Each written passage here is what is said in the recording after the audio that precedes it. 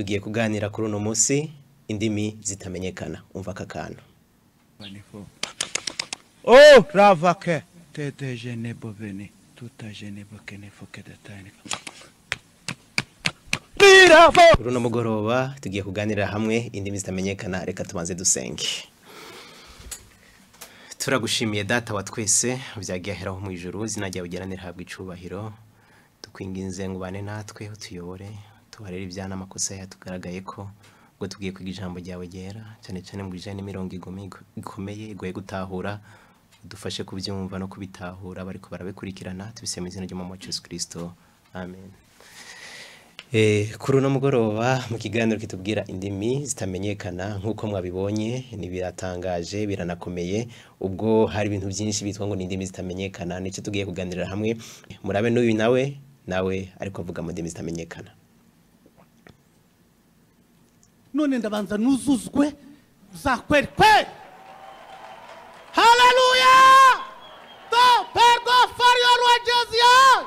Anadini miafaye egrea. Jasini onomeni yaga. Enegruaridi za monde dia negori za fa. Esixiano obonina tikran. Egriala rwavye ya viyadaj. Enikite donomeni misa. Sankona brisa kolon. Nkuko muhejeje kubikurikirana, izo ndimi ni zintumwa zavuze. Nibyo bigaragaza yuko ari mwe muyera bafise. Iyo uvuze mwene izo ndimi zitumvikana zitamenyekana, reka turabisesangura tubisobanukirwe muri iki kiganiro kitubwira ngo ubusobanuro bw'imirongo igoye gutahura. Niyo mpamvu benshi iyo bavuga indimi zitamenyekana bisunga imirongo yo muri Bibiliya itandukanye, ariko turaza kuraba koko izo ndimi nizo Bibiliya yavuze. Mbega indimi zitamenyekana ni izahe, zivugwa gute, nizisanzwe ziri mu isi, ziri hehe, kugira ngo abantu bavyumve banabisobanukirwe neza. Reka imbere yuko dushiriza kumva no gutahura, reka tubanze dusome aho benshi babikura. Ni gitabo c'Abikorinto ba mbere, ni cete Paulo yandikiye Abikorinto ku gice cyaho ca 14 ku murongo waho wa 2 haranditse neza ngo uvuga ururimi rutamenyekana s'abantu abarira ariko abarira Imana, kuko uvyumva ariko mu mpemu avuga amabanga. Kongera kandi tukasoma ku murongo wa 5 handitse ngo nagomba ko mwese muvuga indimi zitamenyekana ariko ikirushiriza ko muvugishwa n'Imana. Uvugishwa nayo arutuvuga indimi zitamenyekana shiti iyo bisobanura kugira ngo ishengero ryubakwe, Imana yacu ihabwa icubahiro. Ngaha batubwiye ko hari indimi zitamenyekana, kandi koko izi ndimi Paulo yari kuyandikira ishengero ry'Ikorinto, ababwira yuko basabwa kuvuga mu ndimi zitamenyekana zitandukanye. Noneho kugira ngo tuvyumve kandi tubisobanure, abantu basabwa kumenya ururimi ruba rugizwe n'iki, cyane cyane izo ndimi zibaho mu isi canke ni zahehe, kuko abazivuga nkuko mwavyumvise badukana ibindi bintu abantu badasanzwe bumva. Ishengero ryose rigatangara rikagwa mu gahundwe, abandi ntibumva iyo bija niyo biva, kandi utabikoze ari muri iryo shengero canke muri iryo dini bavuga yuko umenga nta mpemu yera afise. Ariko Bibiliya iradusobanurira indimi zitamenyekana uko zivugwa nuko bigenda, cyane cyane izo ndimi ni izahe cyane cyane muri Bibiliya. Imana yacabwa icubahiro. Kubw'ibyo kugira ngo tuvyumve tunabisobanukirwe, dusabwa kumenya neza iyo vyahereye hehe, igihe intumwa basezeranirwa guhabwa mpemu yera. Igihe basezeranirwa guhabwa mpemu yera, intumwa Yesu amaze kuja mu ijuru, hari ku munsi ndeka abigishwa bavuze, ndetse ku munsi wa Pentecote niko ijambo ry'Imana bitubwira. Yesu yari yarabasezeranye ko azobanukira mpemu yera. Mpemu yera ni yababako azovuga, bazokora ibitangaza byinshi bitandukanye. Ico gihe mu vyakozwe n'intumwa igice caho ca 2 niho batubwira neza indimi ko batanguye kuvuga mu ndimi. Mpemu yera yamaze kubafata akabakorokerako mu buryo butangaje kabushungwe, niho Bibiliya itubwira yuko batanguye kuvuga mu ndimi zitandukanye. Mu gitabo c'Ibyakozwe n'Intumwa igice caho ni ca 2 niho twumva ko nibo ba mbere batanguye kuvuga mu ndimi. Ayandi madini abifata ukundi cyane cyane bakavuga ibintu bimwe na bimwe usanga ntibimenyekana neza.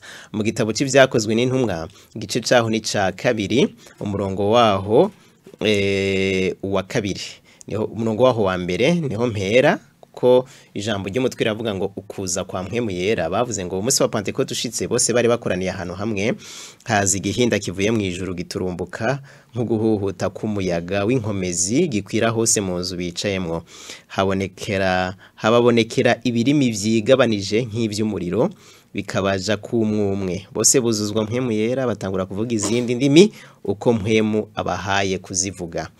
Yerusalemu hari abayuda bamyeho abagabo bubaha Imana bari baravuye mu mahanga yose yo musi y'ijuru.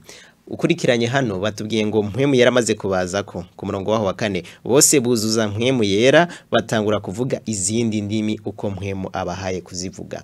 Koko baravuze indimi nyinshi zitandukanye ariko izi ndimi bavuze nizabaje ko giturumo ni indimi za hehe zisanzwe zivugwa mu isi cyangwa nizivugwa mu isi kuko aho niho abantu basabwa kumva bagatahura.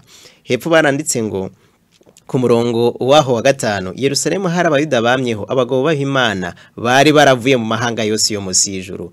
Yerusalemu igihe intumwa zabwiriza ku munsi wa Pentecote mpwemu yarabaje ko haje abagabo benshi barenga 3,000 kuko ukurikiranye ano mateka ya Bibiliya kandi yera iki gihe abaje ico gihe bari abantu benshi cyane kuko abihanye bari bagera hafi baragera ku 3,000 abihanye kuri uwo munsi gusa ariko biragaragaza neza ko mpwemu yara yabafashe ku buryo abantu bari muri ako karere bari bavuye mu bihugu bitandukanye kandi bose basabwa kubwiga ubutumwa bwiza mu ndimi zabo. Reka tubisoma hepfo baranditse ngo ku murongo waho wa 5 Yerusalemu hari abayuda bamyeho abagabo bubaha Imana bari baravuye mu mahanga yose yo musi y'ijuru.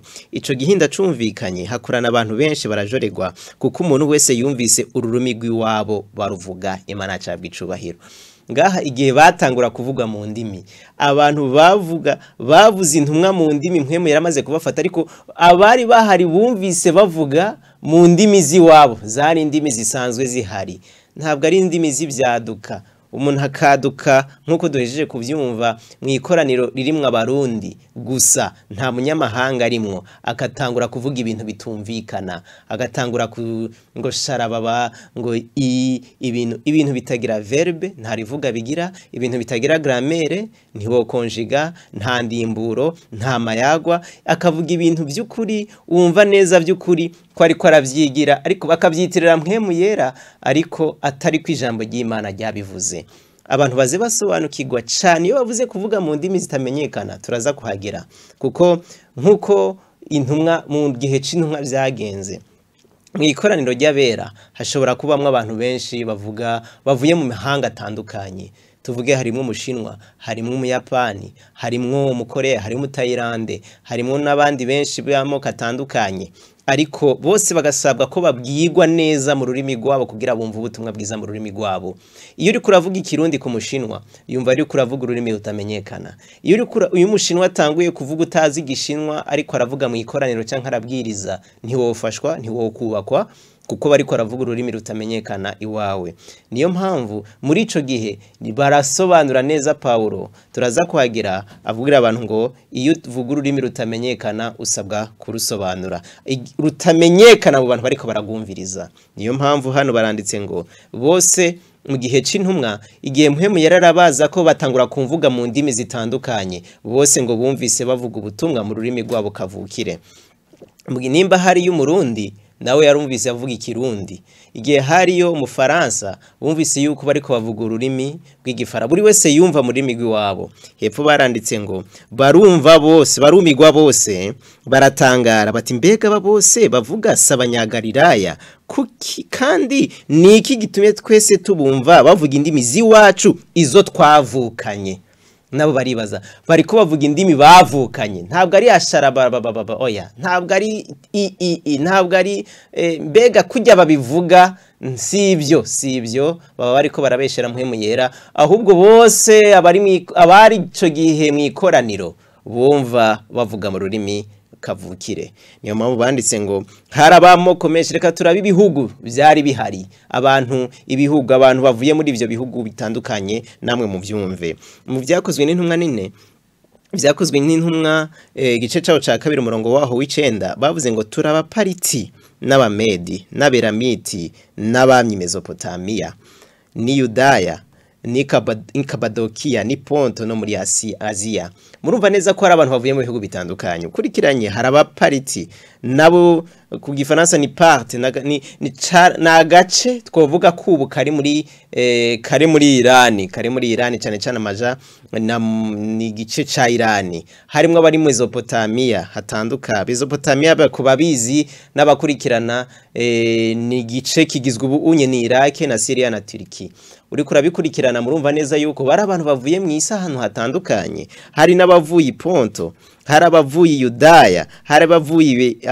Iram na Beramiti hari n'abari bavuye Kabadokia ni Ponto no muri Asia Ifurugiya Pamfilia no muri Egiputa ni muri Afrika murumva neza yuko abantu bari bavuye mu bihugu bitandukanye no mu bihugu by'Iribua ni Libi bihereranye ni Kureni nabi Roma bagerereye iyo abayuda bo nabatoye idini yabo abakirete abarabu tukabumva bavuga mu ndimi zacu ibitangaza by'Imana bose barumwigwa barazazanirwa barabazanya bati ibi nibiki ariko abandi barabanegura bati baborewe igisama nibindi namwe murumva neza Imana yakidufashe cyane kandi yahabwa icubahiro biragaragara neza yuko aba bavuze indimi zisanzwe zihari mu isi none aba biyita abakozi b'Imana izo ndimi bavuga bazikura he umuntu akamara iminota 20 canke 10 canke 30 ariko aravuga ibintu bitamenyekana abantu nibafashwe bakumva ni ibintu bigoye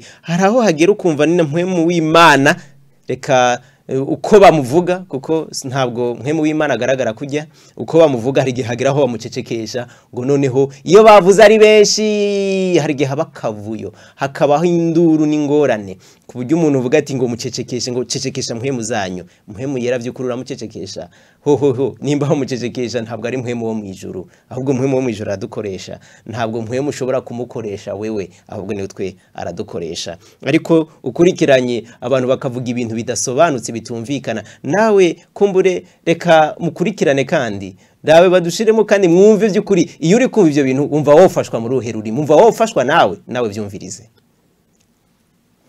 Irebe senevekepo bayine detail poteke nebo vaishe neboke uhuraga nibigeragezo bikomeye kimanika kurwana izaguze ryise tebeke nebo vanifo ravake teteje nebo veni tutaje nebo kenefo kedetane Bravo Egri alors roi vieille à Viadag eniquité de nos mémissants sans qu'on abri sa colonne ticate de nos métis til le hos éclair un fort in yagar inidrie de nos ukurikiranye nawe wabyumvise ibyo bintu uwo yariko arabivuga asanzwe avuga ururimi tuzi kandi twese twumva ariko ari mu iterarino ririmwe abantu b'abarundi canke abantu bavuga ururimi reka tuvuga ugwegeranye n'ikirundi arico kinyarwanda ariko avuga ibintu bitumvikana nk'ivyo mu ikoraniro ry'abantu Bibiliya imuvuga ko uko gukurikira Bibiliya yarabivuze ngo nabandi bose babikora mwe nivyo ntabwo by'ukuri ari indimi Bibiliya yavuze ko arizo zisabwa kuvugwa iyo abantu bari mu iteraniro bakavuga ibintu nk'ivyo bitandukanye kandi barasanzwe bazi ururimi uvuga igihe ukora mwe nivyo Bibiliya avuga neza yuko icambere ubukora ubudebagura nabikora into bambere igice ca 14 umurongo wa 11 haranditse ijambo rikomeye rivuga riti nuko iyo ntamenye ukwijwi risobanurwa uno avuga madamubereye udebagura kandi nanje unavuga abambereye udebagura abariko aradebagura ni nk'umwana ariko ariga kuvuga bijya avuga ntibyumvikana ntabwo ubona byumva neza bariko aradebagura ariko niyo mpamvu niyo uri kuravuga ururimi abantu ntibabyumve nibyo Paulo avuze ati iyo uvuga ibintu bitumvikana imbere y'abantu uburi kuradebagura byongeye kandi mu gitabo muri Korinto nyene igice cyaho ca 14 ahanyene umurongo wa 23 baratubwira ngo noneho niyo abantu bakumvise babona yuko umengo urasaze nivyo babivuze murongo wa 23 no kwishengero ryose iyo rikoraniye hamwe bose bakavuga indimi zitamenyekana hakinjiramwe abatungu canka batizera ntibuvuga yuko mwasaze abantu bo kumva umenga basaze kandi koko niko biri ubu uri kuravuga ibintu bitumvikana kandi koko hakwiye kuvuga ibintu byumvikana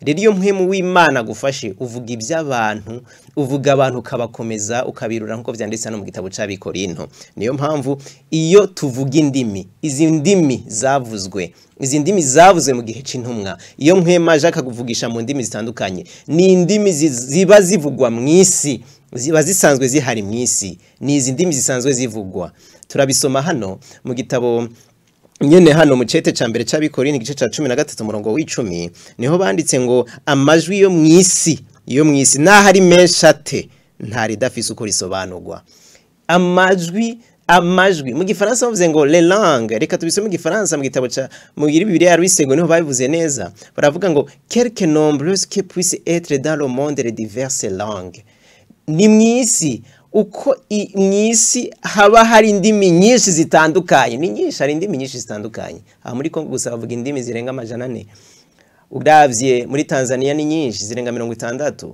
n'izindi hatandukanye baravuga indimi nyinshi zitandukanye ariko baravuze bati ngo uko zoba ziri mwisi uko zitandukanye gute nta rurimi na rumwe rubura uko rusobanurwa niyo mpamvu iyo mwiteraniro haje abashinwa koko n'Imana yagize ubuntu bwinshi butandukanye hari imiterano haba n'umushinwa akizi neza azigishinwa nubwo yoba no murundi nubwo yoba umurundi arashobora kurusobanura neza akarushira mu rurimi abashinwa bagafashwa ico gihe abakoresheje impano muhemu yera aba yamukozeho agafashwa akunguka niyo umushinwa avuze akavuga hano hari abarundi gusa batazi gishinwa iyo avuze bariko aradebagura haba hasabwa yuko haba umusobanuzi kugira ngo iteraniro canke ikoraniro ryose rifashwe niyo mpamvu Paulo avuga ati igihe mu iteraniro hari abantu bavuga indimi zitamenyekana ni indimi zisanzwe zihari mwisi ariko ugasanga abantu bahari ntibashobora kugumva birasaba ko haboneka urusobanura nivyo Paulo yagiye asobanura muri ibi byete bitandukanye nahandi iyo ukora mwene ivyo abantu abanyamadini bakora bakavyitira ngo ni indimi baba ariko barabesha niyo mpamvu kenshi izo ndimi haba mu ijuru ntibazizi haba na Satani ntazazi buri kuravuga ibiki mwisi ntibashobora kuvyumva n'Imana yo mwijuru ntabwo iri kwiravyumva na Satani ntabwo yumva none ivyo uri kuravuga abari ibiki koko niyo mpamvu kenshi abantu bagiye bazimira abantu akumva ngo yagize umwuka wera canke mpwemu yera ni havuga ivyo bintu ntabwo ari ku ijambo ry'Imana ribitubwira rero bantu b'Imana ko bariko baravyumva neza bumve neza yuko iyo ushatse kuvuga ururimi rutamenyekana ni indimi zisanzwe zivugwa hano mwisi ntabwo ari bindi abantu barema niyo mpamvu ndababwiye hano nkuko twanabisomye hano baravuze ngo amajwi yo mwisi nahari menshi gute nubwo bari menshi angana gute ni menshi kwekiri kwisi hari indimi nyinshi zitandukanye ariko nta na rumwe rubura urusobanura ni indimi zisanzwe zivugwa mwisi ivyo bindi ni vyahehe ivyo bindi abantu bavuga ivyo bindi abanyamadini bavuga ugasanga umuntu amaze masaha ariko aravuga ibintu ukibaza ariko ararapura ariko akubita rapu yaba ari rapu basutumva mu rurimi ugasanga aravuga harantu ugera ukumva nyene ni induru ukumva ni ingorane ariko aravuga ibintu gamara nk'iminota 5-10 avuga ibintu bitumvikana kandi ko gusanga ntibyumvikana ugasanga hari n'abasimbagurika hari n'abamenga bafashwe na kura kubaza ati byukuri uko niko nawe ukibaza uko niko mpwemu yerakora oya ntabwo mpwemu yerakora kujya ahubwo abo Satani canke amadayimoni yafata nibo bajugumira uzosome igitabo ca Mariko Yesu akora abadayimoni mu bantu babanza kujugumira nyene bakajugumira mpwemu yeri y'umufise nta kujugumiza mpwemu yera aritonda akwigisha kwitonda cyangwa kwifata neza nkuko tubona ivyamwa vya mpwemu yera mu gitabo c'Abagalatiya gice ca 5 kuva ku murongo wa 22 niho bavuze ngo ivyamwa vya mpwemu yera n'umunezero n'ibindi bavuze bitandukanye ariko abantu bafashwe n'indi mwuka canke n'indi mpwemu itari yera yo mwijuru nibo batigita nibo bajugumira nibo bagira ibiki nta mpwemu yera yigera akora mu buryo bwo kujugumiza abantu ntigera akora mu buryo bwo ibyo ni iby'abakozi ba Satani atari abakozi b'Imana abakozi b'Imana bo bariyorosha kandi bikagenda neza iteraniro rigafashwa kandi rukunguka ariko iyo abanye ibintu byo kujugumiza byo kuvuga indimi zitamenyekana umenga bariko bararapura icongereza canke irundi rurimi tutazi ivyo nta na hamwe vyanditse mu ijambo ry'Imana. Niyo mpamvu abantu bamenye neza yuko indimi zavuzwe ni indimi zisanzwe ziri mu isi. Niyo mpamvu twabisuye neza mu Bikorinto uko bavuga ngo quelque nombres que puisse être dans le monde les diverses langues. Ni indimi zisanzwe ziri mu isi zitandukanye. Iraneo kino soit une langue intelligible. Nta na rumwe utoshobora kumva cyangwa utoshobora gusobanura. Niyo mpamvu iyo haje uvuga Icarabu abantu barashobora kubishira mu Kirundi. Iyo uvuze Igifaransa abantu bashobora gushira mu Congereza cyangwa bagabishira mu Kirundi. Iyo hari umuntu ariko aravuga reka tuvuge mu Thailand ingere bakivuga. Iyo hari mu iteraniro ntashobora kubisobanura iteraniro bafashwa. Ariko iyo avuze Igitayilande cyangwa akavuga Igitayilande atanumwe yovyumva, muri ico gihe aba ariko aradebagura canke abavuze ibintu bitumvikana. Niyo mpamvu Paulo yagiye abivuga mu majambo menshi atandukanye, ubwo abantu basabwa kumva neza uko indimi zitamenyekana zavuzwe hano izarizo. Imana cabwe icubahiro. Tunarangiza kino cigisho cuno munsi, reka tubabwire neza yuko none mwikoraniro bigenda gute iyo haje abantu bavuga indimi zitandukanye ariko zisanzwe zivugwa mu isi. Haje Umushinwa, haje Umwarabu, haje uvuga Ikiespanyole, haje uvuga Ikidagi, abo batandukanye. Paulo yaravuze uko dusabwa kwitwara mu gitabo c'Abikorinto, icete ca mbere c'Abikorinto nyene igice caho ca 14 umurongo wa 26 banditse ngo nibitega bene data iyo mukoranye umuntu wese abafise indirimbo canke amajambo yo kwigisha canke amajambo ayishuriwe canke ururimi rutamenyekana canke amajambo yo kurusobanura, byose bikubwe kugira ngo abantu bakomezwe. Ni haba harabavuga ururimi rutamenyekana havuge babiri canke batatu badasaga kandi bavuge bakurikirana hagire ubisobanura. Ariko ni haba hatari ubisobanura uvuga urutamenyekana acereze mu ishengero yibwire kandi abwira Imana cabwe icubahiro. Iyo reka subiremo neza murongo wa 28. Ariko ni haba hatariho ubisobanura uvuga ururimi rutamenyekana acereze mu ishengero. Ariko byukuri hatari ubisobanura atuma cereza kuko ishengero ntiriba riko rirafashwa. Bisobanura neza yuko iyo haje abavuga indimi nyinshi zitandukanye ni zazindi zo mu isi, ntabwo ari bya bindi abantu bavuga badebagura. Ico gihe haboneke ubisobanura. Iyo habonetse ubisobanura azubwo rurimi akarusobanura abantu bagafashwa mu rurimi rwabo kavukire.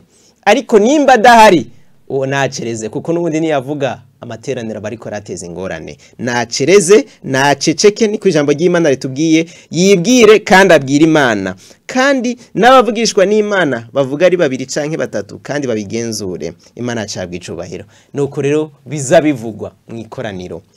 Niyo mpamvu tunarangiza kino cigisho cuno munsi kitubwira ku mirongo ikomeye canke ku mirongo igoye gutahura canke niho Bibiliya iratubwiye neza abavuga mu ndimi, abavuze mu ndimi. Izi ndimi zavuzwe hano ni indimi zisanzwe zihari mu isi, ntabwo ari ibintu bivugwa bivuye ahandi. Oya, bijya uri kuravuga ivyo kudebagura nta nubwo uri gukoreshwa n'Imana, nuwundi ni yindi muhemu iba iriko iragukoresha. Reka tunazirikane neza iyo umuntu none hari umuvugishwa n'Imana canke umuntu akaba ashaka gufasha ishengero. Mu gitabo c'Abikorinto niwo murongo nene twifuje kurangiriza ko, kandi Abikorinto ba mbere igice cyawo ca 14 umurongo wa 3 baranditse ngo ari kuvugishwa n'Imana bari abantu ivyo kubakomeza n'ivyo kubahanura n'ivyo kubirura. Iyo uvuga ibintu uvuga ivyo kubakomeza, ntabwo ari sharaba ivyo ntivyo komeza umuntu numwe.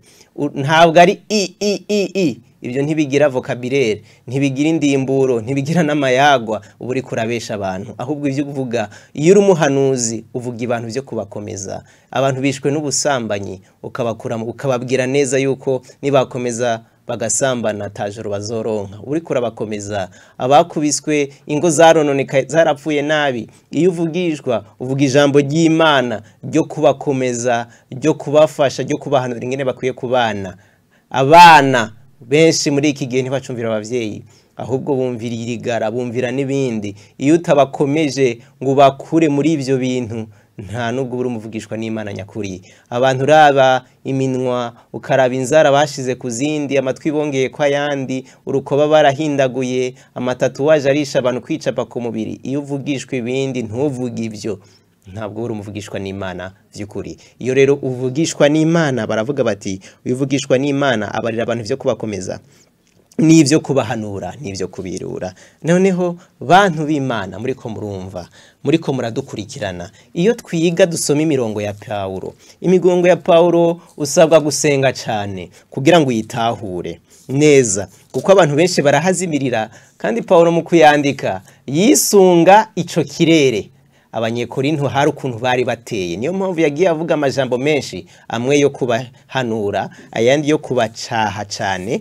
kuko bari abantu bitwara gutandukanye. Kandi Korinto hari ahantu ni gisagara cari gikomeye ku buryo baza baharura n'ingenzi nyinshi zitandukanye. Niyo mpamvu mu makoraniro haza abantu b'amoko menshi atandukanye. Niyo mpamvu indimi zaravugwa ariko zisanzwe zivugwa mu isi, hagasabwa yuko haboneka barusobanura. Aya makete niyo yagiye abandikira bivanye n'igihe bari barimo, ariko abandi kubera bataba bitahura bakabifata gutandukanya, abandi bafise indi migambi itandukanye. Niyo mpamvu kenshi Patero mu gicete ca kabiri ca Petero igice cyawo ca gatatu murongo waho wa 15 haranditse ngo mwiyumvire yuko kwihangana k'umwami wacu aragakiza nkuko mwene data kundwa Paulo yabandikiye, kuko ubwenge yahawe bungana.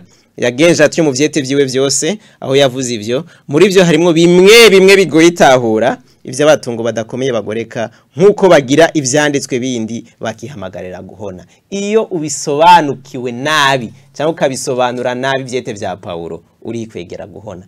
Rero uzusenga cyane, muze musenga cyane kugira ngo ivyete vya Paulo muze muvyumva mu bisobanukirwe neza, noneho abantu bakamenya neza, bagafashwa bagakomezwa, tugitegura kuza kwa kabiri k'umukiza wacu. Reka twese tubisabirane. Indimi zitamenyekana zabuzwe hano ntabwo ari ibyaduka bihari nkuko twagiye tubyumva tunabivuga, ahubwo ni indimi zisanzwe zivugwa mu isi, nizanzwe zihari. Izindi wavuga zitari mu isi, izo Satani ntazazi n'Imana ntizizi, mbega n'isi ntizizi, uburi kuravuga ibitumvikana, uburi kuradebagura. Reka Imana iduhe guhumuka, iduhe no gusobanukirwa, no kuha mbega no kuyoboka ukuri, kandi tubisabirane twese. Imana ibahezagire kandi idufashe kandi biyumvishe, ni mu izina rya Yesu.